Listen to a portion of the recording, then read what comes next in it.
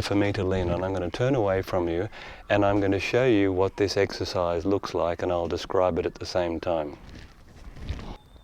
I'm standing on both feet, but when I go to do the exercise, I'll actually be exercising one leg at a time only. And here's how, just ignore my left leg, I'm going to allow my right ankle to pronate deliberately as I lower my heel below the level of the steps.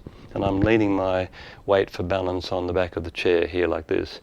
Now what I'm doing, if you look closely, you'll see that the ankle has pronated completely. That is to say, my arch has almost disappeared.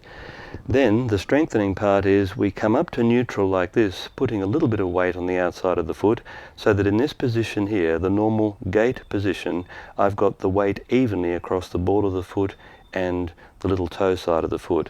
And then, as I come right up on the ball of my foot like this, you can see that I've cheated a tiny amount of weight across to the little toe side of the foot, and I wait here literally until that muscle cramps, which it's doing now, and then I lower and pronate the ankle once again. So we're going effectively from full pronation like this, through neutral, and then right into aversion. And you can see that in this position here, when I'm right up, not only is soleus activated, but the arch of the foot is fully formed, and that will be true for all people. So let the ankle pronate, through neutral, right up into this cramping everted position here that you can see where the arch is fully formed. Now, the fact of how all this works is the reason why we recommend the Vibram 5 fingers or other minimalist shoes so strongly.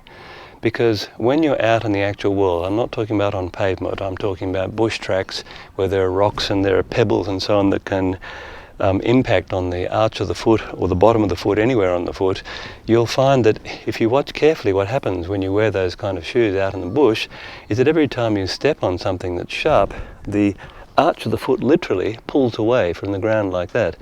And in another video I'll show you the wear pattern on my 5 fingers, but in fact the only part that wears when you're out in the world is the tips of these toes here. Everything else hardly wears at all. And what that shows you, that's the evidence if you like, that the body is making every possible effort it can to lift the arch away from the ground. And this is the deep reason why modern people have pronating ankles so commonly. It's simply because the bottom of the foot, where the proprioceptors are most common, are simply not being stimulated as they're designed to be. So try this exercise. I would recommend 2 or 3 sets of 5 repetitions. That's probably enough. And I recommend you go up onto the ball of the foot, make sure you've got weight on the outside, feel the muscle cramping, you'll feel the calf muscle and maybe even the intrinsic arch muscles cramping, and then to hold that for a count of 1, 2, and then let the heel go down and let the ankle pronate. We have had students of ours who've gone from having clinically pronating ankles and having been told that there's nothing can be done for that condition to having perfect arches, and it takes 2 or 3 years. You'll need to do this exercise once a week, that's probably enough, and I recommend that you go barefoot and use minimalist shoes in your exercise as much as you can. Thanks.